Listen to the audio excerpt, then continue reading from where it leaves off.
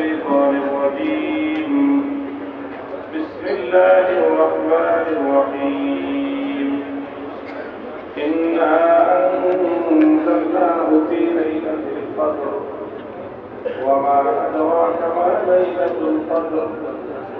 ليلة القدر خير من ألف شهر.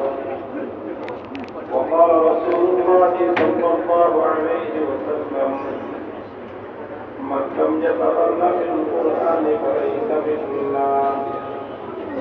بارك الله لنا ولكم في القرآن العظيم، ونفعنا وإياكم بالآيات والذكر الحكيم.